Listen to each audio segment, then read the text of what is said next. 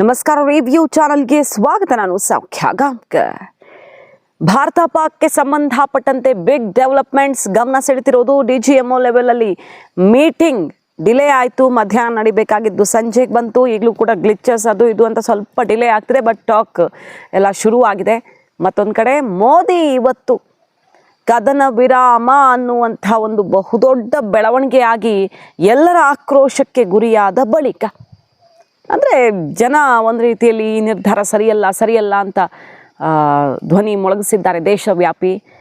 ಇದ್ರ ಬಳಿಕ ಇದೇ ಮೊದಲ ಬಾರಿಗೆ ದೇಶವನ್ನು ಉದ್ದೇಶಿಸಿ ಮೋದಿ ಮಾತು. ಗಮನ ಸೆಳೆತಿರುವಂಥ ಬೆಳವಣಿಗೆ ಎಲ್ಲ ಡೀಟೇಲ್ಸ್ನ ನಿಮ್ಮ ಮುಂದೆ ಇಡ್ತಾ ಹೋಗ್ತೀವಿ. ಅಮೆರಿಕ, ಚೀನಾ, ಟರ್ಕಿಗೆ ಶಾಕ್ ಕೊಟ್ಟಿದೆ ಭಾರತದ ಸೇನೆ. ಒನ್ ಬೈ ಒನ್ ನೋಡೋಣ. ಮಿಸ್ ಮಾಡಿದೆ ನಮ್ಮ ಚಾನಲ್ನ ಸಬ್ಸ್ಕ್ರೈಬ್ ಮಾಡಿ, ಹಾಗೆಯೇ ನಿಮ್ಮ ಅಭಿಪ್ರಾಯ ಕಮೆಂಟ್ ಮಾಡಿ ತಿಳಿಸಿ. ವೀಕ್ಷಕರೇ, ಮೊದಲನೇದಾಗಿ ಮೋದಿ ಇವತ್ತು 8 ಗಂಟೆಗೆ ಭಾರತೀಯರನ್ನು ಉದ್ದೇಶಿಸಿ ಮಾತನಾಡಲಿದ್ದಾರೆ. ಎಲ್ಲರೂ ಮೋದಿ ನಿರ್ಧಾರದ ಬಗ್ಗೆನೇ ಟೀಕಿಸ್ತಿದ್ದಾರೆ. ಎಲ್ಲಿ ನೋಡಿದ್ರು ಅದೇ ಮಾತು. ಇಂದಿರಾ ಗಾಂಧಿ, ಮೋದಿ ಈ ರೀತಿಯ ಹೋಲಿಕೆ ಮಾತುಗಳು ಇದೇ ಕೇಳಿ ಬರ್ತಾ ಇರೋ ಹೊತ್ತಲ್ಲಿ ಇದು ಸಿಕ್ಕದ ಅವಕಾಶ ಬಡ್ದು ಬಾಯಿಗೆ ಹಾಕಬೇಕಿತ್ತು ಅನ್ನುವಂಥ ಅಸಮಾಧಾನ ಬೇರೆ ಯಾರಾದರೂ ಬಿಟ್ಟಾಕಿ BJPಗರೇ ಇಂಥ ಮಾತುಗಳನ್ನು ಆಡ್ತಿರೋ ಹೊತ್ತಲ್ಲಿ ಮೋದಿ ಏನು ಉತ್ತರ ಕೊಡ್ತಾರೆ ಇವತ್ತು ದೇಶಕ್ಕೆ ಅನ್ನೋದು ಬಹಳ ಬಹಳ ಕುತೂಹಲ. ಇಡೀ ದೇಶ ಆ 8 ಗಂಟೆಗೆ ಮೋದಿ ಹೇಳೋ ಮಾತಿಗೆ ಖಂಡಿತವಾಗಿಯೂ ಕಾಯ್ತಾ ಇರುತ್ತೆ.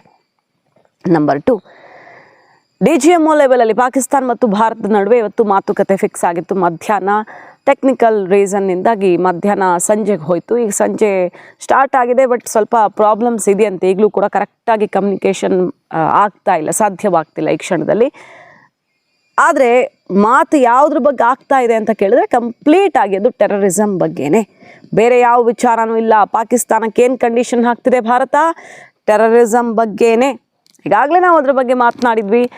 ಕೆಲವು ಮೋಸ್ಟ್ ವಾಂಟೆಡ್ ಭಾರತದಲ್ಲಿ ರಕ್ತ ಹರಿಸಿದಂತಹ ಟೆರರಿಸ್ಟ್ಗಳನ್ನು ಹಸ್ತಾಂತರಿಸೋ ಕಂಡೀಷನ್ ಹಾಕುತ್ತಾ ಭಾರತ ಯಾವೆಲ್ಲ ಕಂಡೀಷನ್ಗಳನ್ನು ಹಾಕುತ್ತೆ ಅನ್ನೋದ್ರ ಬಗ್ಗೆ ಈಗಾಗಲೇ ಬೆಳಕು ಚೆಲ್ಲಿದ್ದಾಗಿದೆ. ಪಾಕಿಸ್ತಾನ ಅಂತೂ ಅದಕ್ಕೆ ಒಪ್ಕೊಳ್ಳಲ್ಲ, ಅದು ಗೊತ್ತಿರೋದೆ. ಅವರು ಒಪ್ಕೊಳ್ಳಿಲ್ಲ ಅಂದ್ರೇ ನಮಗೆ ಏನು ಮಾಡೋದಕ್ಕೆ ಸಾಧ್ಯವಾಗುತ್ತೆ ಅನ್ನೋದು ಗೊತ್ತಿರೋದೆ. ಸೊ ಟೆರರಿಸಮ್ ವಿಚಾರದಲ್ಲಿಯೇ ಮಾತುಕತೆ ಸ್ಟಾರ್ಟ್ ಆಗಿದೆ. ಇನ್ನೂ ಅಲ್ಲಿಂದ ಕ್ಲಾರಿಟಿ ಸಿಗಬೇಕು. ಏನೇನು ಮಾತು ಕಂಡೀಷನ್ಸು ಏನೆಲ್ಲ ಆಗಿದೆ, ಇವತ್ತೇ ತೀರ್ಮಾನ ಆಗುತ್ತಾ ಅಥವಾ ನಾಳೆಗೆ ಹೋಗುತ್ತಾ ಅದು ಮತ್ತೆ ಅನ್ನೋದನ್ನು ಮೋದಿ ಮಾತಾಡ್ತಾರೆ.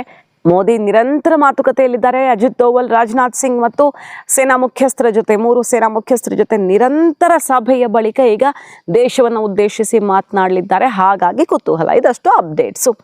ಸರಿ, ಹೇಗೆ ಸ್ಲ್ಯಾಪ್ ಕೊಟ್ಟಿದೆ ನೋಡಿ ಚೀನಾ ಅಮೆರಿಕಾಗೆ ಹಾಗೆ ಟರ್ಕಿಗೆ, ಹೇಗೆ ಟೈಟ್ ಸ್ಲ್ಯಾಪ್ ಭಾರತೀಯ ಸೇನೆಯಿಂದ ದೃಶ್ಯ ಸಮೇತ ಅದನ್ನು ನೋಡ್ತಾ ಹೋಗೋಣ. ನಾವು ಹೇಗೆ ತಯಾರಾಗಿದ್ದೀವಿ ಅನ್ನೋದ್ರ ಬಗ್ಗೆ ವಿಡಿಯೋ ಬಿಟ್ಟಿದ್ದಾರೆ. ಇಡೀ ಜಗತ್ತಿಗೆ ಸಂದೇಶ, ಪಾಕಿಸ್ತಾನಕ್ಕೆ ಸಂದೇಶ. ಇವತ್ತು ಪ್ರೆಸ್ ಮೀಟಲ್ಲಿ ಕೂಡ ನಮ್ಮ ಸೇನಾ ಪ್ರಮುಖರು ಅದನ್ನೇ ಹೇಳ್ತಾರೆ, ಯಾವುದೇ ಕ್ಷಣದಲ್ಲಿ ರೆಡಿ ನಾವು ಅಂತ. ಅದರಲ್ಲೂ ವಿಶೇಷವಾಗಿ ಆಪರೇಷನ್ ಸಿಂಧೂರ್ ಜಾರಿಯಲ್ಲಿದೆ ಅನ್ನುವ ಘೋಷಣೆ ಮತ್ತು ನಮ್ಮ ತಯಾರಿ ಹೇಗಿದೆ ಅನ್ನುವಂಥ ವಿಡಿಯೋ. ಒಂದು ಕಡೆಗೆ ನಿನ್ನೆ ಎಲ್ಲ ಏನು ಶಿವತಾಂಡವ ಹಾಡಿನ ಜೊತೆಗೆ ಆ ದೃಶ್ಯಗಳನ್ನು ತೋರಿಸಲಾಗಿತ್ತು. ಇವತ್ತು ಯಾವ ರೀತಿ ಮಾತು ತಪ್ಪಿದ್ರೆ ನಾವು ಬಡ್ದು ಹಾಕ್ತೀವಿ ಅನ್ನುವಂಥ ರಣರೋಚಕ ಹಾಡಿನ ಜೊತೆಗೆ ಆ ದೃಶ್ಯಗಳನ್ನು ರಿಲೀಸ್ ಮಾಡಲಾಗಿದೆ. ಅದನ್ನು ಗಮನಿಸಬಹುದು. ಎಕ್ಸ್ಪ್ಲೇನ್ ಮಾಡ್ತಾ ಹೋಗ್ತಾರೆ ನಮ್ಮ ಸೇನಾ ಪ್ರಮುಖರು. ಆ ಮೂಲಕ ಅಲ್ಲಿ ಆಪರೇಷನ್ನ ರಹಸ್ಯಗಳನ್ನು ತೆರೆದಿಡುವ ಮೂಲಕ ಅಮೆರಿಕ, ಚೀನಾಗೆ ಸರಿಯಾದ ಹೊಡೆತವನ್ನು ಕೊಡಲಾಗಿದೆ, ಟರ್ಕಿನೂ ಸೇರಿ. ನಿಮ್ಮ ಶಸ್ತ್ರಾಸ್ತ್ರಗಳು ವೀಕ್ ಅನ್ನುವಂಥ ಮೆಸೇಜನ್ನು ಜಗತ್ತಿಗೆ ರವಾನಿಸಿದ ಭಾರತದ ಸೇನೆ, ಆ ಮೂಲಕ ಅಲ್ಲಿ ಶಸ್ತ್ರಾಸ್ತ್ರ ತಯಾರು ಮಾಡುವಂಥ ಇಂಡಸ್ಟ್ರಿಗೇನೆ ಒಂದು ದೊಡ್ಡ ಪೆಟ್ಟು ಕೊಟ್ಟಂತಾಗಿದೆ ಭಾರತ. ಸದಾ ಯಾವುದೇ ದೇಶದಲ್ಲಿ ಒಂದು ಯುದ್ಧ ಆದಾಗ ಅಲ್ಲಿ ಯಾವ ದೇಶ ಗೆಲ್ಲತ್ತೆ, ಆ ಗೆದ್ದ ದೇಶ ಯಾವ ಅಸ್ತ್ರಗಳನ್ನು ಬಳಸಿತ್ತು, ಅದು ಯಾವ ದೇಶದಿಂದ ಬಂದಿದ್ದು ತುಂಬ ಇಂಪಾರ್ಟೆಂಟ್ ಆಗುತ್ತೆ. ಈಗ ನೋಡಿ, ಲಿಸ್ಟ್ ಇಡ್ತಾ ಹೋಗ್ತಾರೆ. ಚೀನಾಗೆ ಹೆಂಗೆ ಮುಖಭಂಗ, ಅಮೆರಿಕ. ಈಗ ಭಾರತ ಬಳಸೋದು ಜಾಸ್ತಿ ರಷ್ಯಾ ಮತ್ತು ಫ್ರಾನ್ಸಿಂದ ಬಂದಂಥ ಶಸ್ತ್ರಾಸ್ತ್ರಗಳನ್ನು.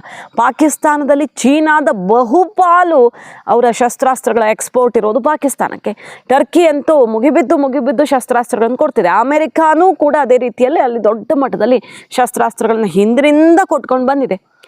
ಆಗಿನಿಂದನೂ ಮುಖಭಂಗ ಆಗ್ತಾನೆ ಇದೆ. ಪಾಕಿಸ್ತಾನ ಎಷ್ಟೇ ಸ್ಟ್ರಾಂಗ್ ಆಗಿರೋ ವೆಪನ್ ಕೊಟ್ಟರು ಅವ್ರಿಗೆ F-16 ಅಂತ ವಿಮಾನಗಳನ್ನು ಬಳಸ್ಕೊಳ್ಳೋದಕ್ಕೆ ಬರಲ್ಲ. F-17 ಅಂತ 4th ಜನರೇಷನ್ ಯುದ್ಧ ವಿಮಾನ ಯಾವ ರೀತಿ ಹೊಡೆದು ಬಿಸಾಕ್ತು ಭಾರತ ಎಲ್ಲ ಗೊತ್ತಲ್ಲ. ಇವತ್ತು ಸೇನೆ ನೋಡಿ ಎಷ್ಟು ಚೆನ್ನಾಗಿ ಎಕ್ಸ್ಪ್ಲೇನ್ ಮಾಡ್ತಾ ಅವರ ಇಂಡಸ್ಟ್ರಿಗೆ ಸರಿಯಾದ ಸ್ಲ್ಯಾಪ್ ಕೊಟ್ಟಿದೆ ಅಂತ. ಚೀನಾದ 15PL ಮಿಸೈಲ್ಸನ್ನು ಛಿದ್ರ ಮಾಡಿದ್ದೀವಿ ನಾವು ಯಾವ ರೀತಿ ಅನ್ನೋದನ್ನು ಎಕ್ಸ್ಪ್ಲೇನ್ ಮಾಡ್ತಾ ಹೋಗ್ತಾರೆ. ಮತ್ತು ಈ 15PL ಯಾವ ರೀತಿ ಸಾಮರ್ಥ್ಯವನ್ನು ಹೊಂದಿದೆ ಅನ್ನೋದ್ರ ಬಗ್ಗೆ ಎಕ್ಸ್ಪ್ಲನೇಷನ್ನು ಕೂಡ ನೋಡಬಹುದು. Radar guided long range air to air missile China develop ಮಾಡಿದಂಥದ್ದು ಯಾವ ರೀತಿ ನಮ್ಮ ಮುಂದೆ ಕೊಲ್ಯಾಪ್ಸ್ ಆಯಿತು ಅನ್ನೋದನ್ನು ಬಹಳ ಡೀಟೇಲ್ ಆಗಿ ದೇಶದ ಮುಂದೆ ಇಡುವ ಮೂಲಕ, ಜಗತ್ತಿನ ಮುಂದೆ ಇರಿಸುವ ಮೂಲಕ ಭಾರತ ಹೇಳಿದ್ದಿಷ್ಟೇ.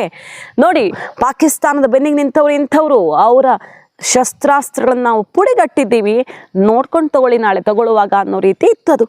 ಸೊ ನಾವು ನೆನಪು ಮಾಡ್ಕೊಳ್ಬಹುದು. ಈಗಾಗಲೇ ನಾವು ಇದ್ರ ಬಗ್ಗೆ ವಿಡಿಯೋ ಕೂಡ ನಿಮ್ಮ ಮುಂದೆ ಇಟ್ಟಿದ್ದೀವಿ. ಅಮೆರಿಕದಲ್ಲಿ ಒಂದು ಕಾಲದಲ್ಲಿ ಸಿಕ್ಕಾಪಟ್ಟೆ ಡಿಮ್ಯಾಂಡಲ್ಲಿದ್ದಂತಹ M48 ಪ್ಯಾಟರ್ನ್ ಯುದ್ಧ ಟ್ಯಾಂಕರ್ಗಳು ಪಾಕಿಸ್ತಾನ ಬಳಸಿ ಅದರ ಮರ್ಯಾದೆನೇ ತೆಗೆದು ಕೊನೆಗೆ ಉತ್ಪಾದನೆ ನಿಂತು ಹೋಗಿತ್ತು. ಯಾಕಂದರೆ ನಮ್ಮ ವೀರ ಯೋಧ ಒಬ್ಬರೇ 7 ಟ್ಯಾಂಕರ್ಗಳನ್ನು ಬರೀ ಕೈಯಲ್ಲೇ ಅಂದರೆ ಶೂಟ್ ಮಾಡೋ ಮೂಲಕನೇ ಉಡೀಸ್ ಮಾಡಿದ್ರು.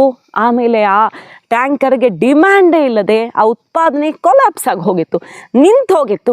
ಆ ರೀತಿ ಈಗ ಎಲ್ಲ ಯುದ್ಧ ವಿಮಾನಗಳ ಮಾನ ಮರ್ಯಾದೆಯನ್ನು ಹರಾಜು ಹಾಕಿದೆ ಪಾಕಿಸ್ತಾನ. ಅದನ್ನು ವಿಡಿಯೋ ಸಮೇತ, ವಿಜುವಲ್ ಸಮೇತ ಭಾರತ ಜಗತ್ತಿನ ಮುಂದಿಟ್ಟಿದೆ. ಯಾವ ರೀತಿ ಯಾವ ವಿಮಾನ ಹೊಡೆದಿದ್ದೀವಿ, ಟರ್ಕಿಯ ಎಲ್ಲ ಡ್ರೋನ್ಗಳು 1, 2, 500, 600, 700 ಡ್ರೋನ್ಗಳನ್ನು ಹೇಗೆ ಧ್ವಂಸ ಮಾಡಿ ಪುಡಿಯಾಗಿಸಿರುವಂಥ ದೃಶ್ಯ ತೋರಿಸಿ, ನಮ್ಮ ಸೇನೆಯ ತಾಕತ್ತನ್ನು ತೋರಿಸಿ ಚೀನಾಗೆ, ಅಮೆರಿಕಾಗೂ ಕೂಡ ಶಾಕ್ ಕೊಟ್ಟಿದೆ ಭಾರತ. ಅವರ ವೆಪನ್ ಇಂಡಸ್ಟ್ರಿಗೂ ಕೂಡ ಶಾಕ್ ಕೊಟ್ಟಿದೆ ಭಾರತ. ಸೊ ಭಾರತ ಕೊಟ್ಟಿರೋ ಮೆಸೇಜು, ವಿಡಿಯೋಗಳು ಏನು ಹೇಳ್ತಾ ಇದೆ ಕ್ಲಿಯರ್ ಆಗಿ. ವಿಕ್ಟರಿ ಸ್ಪೀಚ್ ಮಾಡ್ತಾರಲ್ಲ ಪಾಕಿಸ್ತಾನದಲ್ಲಿ, ಅಸಲಿಗೇನಾಯಿತು ಇವತ್ತು ಎಕ್ಸ್ಪ್ಲೇನ್ ಮಾಡಿದ್ರು. ಏನಂತ, ಕರಾಚಿಯನ್ನು ಸಂಪೂರ್ಣ ಬುಡಮೇಲು ಮಾಡೋದಕ್ಕೆ ನಮ್ಮ ನೌಕಾಪಡೆ ರೆಡಿಯಾಗಿ ನಿಂತಿತ್ತು. ಎಲ್ಲ ಕಡೆ ಅಟ್ಯಾಕ್, ಒಳಗಡೆ ನುಗ್ಗಿ ಹೊಡೆದಿದ್ದೀವಿ ಅನ್ನೋದನ್ನು ನೋಡಿ ಕ್ಲಿಯರ್ ಆಗಿರುತ್ತೆ. ಸೇನೆನೇ ಹೇಳ್ತು, ನುಗ್ಗಿ ಹೊಡೆದಿದ್ದೀವಿ. ಅವ್ರು ನಮ್ಮ 1 ಇಂಚ್ ಅಲುಗಾಡ್ಸೋಕ್ಕಾಗಿಲ್ಲ, ನಮ್ಮ ಏರ್ ಬೇಸ್ ಟಚ್ ಮಾಡೋಕ್ಕೂ ಆಗಲಿಲ್ಲ, ಒಂದು ಕಲ್ಲು ಅಲುಗಾಡ್ಸೋಕ್ಕೂ ಆಗಿಲ್ಲ. ನಮ್ಮ ಪೈಲಟ್ಗಳು ಸೇಫಾಗಿ ಬಂದು ಇಳಿದಿದ್ದಾರೆ, ನಮ್ಮ ಏರ್ ಬೇಸ್ಗಳು ಸೇಫ್ ಆಗಿವೆ, ನಮ್ಮ ಸೇನಾ ನೆಲೆಗಳು ಕೂಡ ಸೇಫ್ ಆಗಿವೆ. ಆದರೆ ಪಾಕಿಸ್ತಾನದಲ್ಲಿ ಏನಾಗಿದೆ, ಒಂದು ಏರ್ ಬೇಸ್ಗಳು ಧ್ವಂಸ ಆಗಿರೋದು, ಏರ್ ಸ್ಟ್ರಿಪ್ಗಳನ್ನು ಪುಡಿಯಾಗಿಸಿರೋದು, ಮತ್ತು ಕರಾಚಿ ಪೋರ್ಟನ್ನು ಅಲ್ಲಿ ಇತ್ತು ಅನ್ನೋದಕ್ಕೆ ಸಾಕ್ಷಿಯೂ ಇಲ್ಲದಂತೆ ಹೊಡೆಯೋದಕ್ಕೆ ಹೊರಟಿತ್ತು ಭಾರತ. ಅದು ಗೊತ್ತಾಗಿ ಪಾಕಿಸ್ತಾನ ಮಂಡಿಯೂರಿ ಬೇಡಿಕೊಂಡು, ಕಂಗಾಲಾಗಿ ಕಾಡಿ ಬೇಡಿ ಕೊನೆಗೆ ಕದನ ವಿರಾಮಕ್ಕೆ ಕೇಳ್ಕೊಳ್ಳೋದಕ್ಕೆ ಬಂದಿದ್ದು. ಅದನ್ನು ರಿವೀಲ್ ಮಾಡಿದ ಭಾರತ.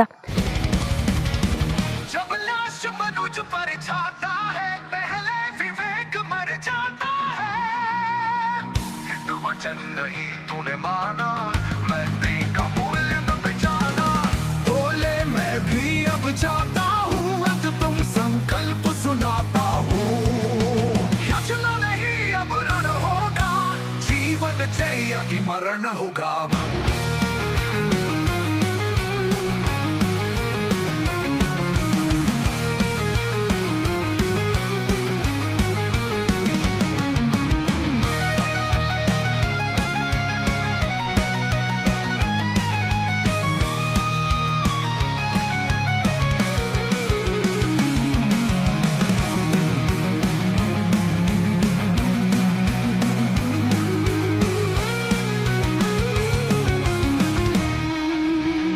जब नाश मनुज पर छाता है,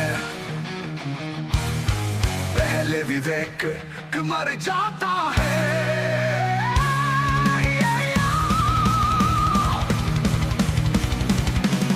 हित वचन नहीं तूने माना, मैत्री का मूल्य न पहचाना, तोले मैं भी अब चाहता हूँ, अंतिम संकल्प सुनाता हूँ. और अगर आप इस लेयर को देखें तो आप समझ जाएंगे कि मैं आपको क्या बताने की कोशिश कर रहा हूं. तो अगर आप सारे सिस्टम्स को पार कर भी गए तो आपको फिर भी एयरफील्ड या लॉजिस्टिक इंस्टॉलेशन या जो भी चीज़ को आप टारगेट कर रहे हैं उसमें पहुंचने से पहले कोई ना कोई इस लेयर्ड ग्रिड का सिस्टम ज़रूर गिरा देगा. ಜಗತ್ತಿನ ಮುಂದೆ ಪಾಕಿಸ್ತಾನದಲ್ಲಿ ಏನೇನು ಧ್ವಂಸ ಆಗಿದೆ ಅನ್ನೋದನ್ನು ದೃಶ್ಯ ಸಮೇತ ಈಗ ಭಾರತ ರಿವೀಲ್ ಮಾಡಿದೆ. ಯಾವ ಯುದ್ಧಕ್ಕಿಂತ ಕಡಿಮೆ ಇತ್ತು ಈ ಆಪರೇಷನ್ ಅನ್ನೋದನ್ನು ಪ್ರಶ್ನೆಯಾಗಿಟ್ಟು. ಹಾಗೆ ಕಿರಾನಾ ಹಿಲ್ಸ್ ಬಳಿ ನ್ಯೂಕ್ಲಿಯರ್ ಇನ್ಸ್ಟಾಲೇಷನ್ ಇತ್ತಾ ಸರ್, ಅಲ್ಲಿಗೆ ಹೊಡೆದಿದ್ದೀರಂತೆ ಅದ್ರ ಬಳಿ ಅಂತ ಕೇಳಿದಾಗ, ಹೌದಾ ನಮಗೆ ಗೊತ್ತೇ ಇರಲಿಲ್ಲ, ಹೇಳಿದ್ದಕ್ಕೆ ತುಂಬ ಥ್ಯಾಂಕ್ಸ್ ಅಂತ ಬಹಳ ವ್ಯಂಗ್ಯವಾಗೇ ಉತ್ತರಿಸ್ತಾರೆ. ಸೇನಾ ಪ್ರಮುಖರ ಆನ್ಸರ್ ನೋಡಿದ್ವಿ ನಾವು. ಯಾವ ರೀತಿ ನಮ್ಮ air defence system layer by layer, ಒಂದು ಲೇಯರ್ ತಪ್ಪಿದ್ರೆ ಇನ್ನೊಂದು ಲೇಯರಲ್ಲಿ ಧ್ವಂಸ ಆಗಬೇಕು, ಆ ರೀತಿಯಲ್ಲಿ ಹೇಗಿದೆ ನಮ್ಮ ಪವರ್. ಗೌರ್ಮೆಂಟ್ಗೂ ಕೂಡ ಥ್ಯಾಂಕ್ಸ್ ಹೇಳ್ತಾರೆ. ಕಾಲ ಕಾಲಕ್ಕೆ ಯಾವ ರೀತಿ ನಮ್ಮ ಸೈನ್ಯದ ಬತ್ತಳಿಕೆಯನ್ನು ಬಲಗೊಳಿಸ್ಕೊಂಡು ಬಂದಿದೆ ನಮ್ಮ ದೇಶ, ನಮ್ಮ ಸರ್ಕಾರಗಳು ಯಾವ ರೀತಿ ಪ್ರೋತ್ಸಾಹ ಕೊಟ್ಕೊಂಡು ಬಂದಿದ್ದಾರೆ. ಹಾಗಾಗಿ ಅತ್ಯುನ್ನತವಾದ ಅತ್ಯಾಧುನಿಕವಾದಂಥ ನ್ಯೂ ಜನ್ರೇಷನ್ ವೆಪನ್ ನಮ್ಮ ಬಳಿ ಇದ್ದಿದ್ದಕ್ಕೆ ಯಾರೂ ನಮ್ಮನ್ನು ಟಚ್ ಮಾಡೋಕ್ಕಾಗಲಿಲ್ಲ, ಆಗೋದು ಇಲ್ಲ. 100% ರೆಡಿಯಾಗಿ ನಮ್ಮ 3 ಸೇನೆಗಳು ನಿಂತ್ಕೊಂಡಿವೆ. ಮುಂದಿನ ಆಪರೇಷನ್ ಸ್ಟಾರ್ಟ್ ಆಗುತ್ತೆ ಅನ್ನೋ ರೀತಿಯಲ್ಲಿ ಮೆಸೇಜನ್ನು ಕೊಡ್ತಾ ಇದೆ ಈ ಬೆಳವಣಿಗೆ. ಮಾಹಿತಿ ನಿಮ್ಗೆ ಇಷ್ಟ ಆಗಿದ್ರೆ ಮಿಸ್ ಮಾಡಿದ್ರೆ ನಮ್ಮ ಚಾನಲ್ನ ಸಬ್ಸ್ಕ್ರೈಬ್ ಮಾಡಿ, ನಿಮ್ಮ ಅಭಿಪ್ರಾಯ ಕಮೆಂಟ್ ಮಾಡಿ ತಿಳಿಸಿ. Thank you.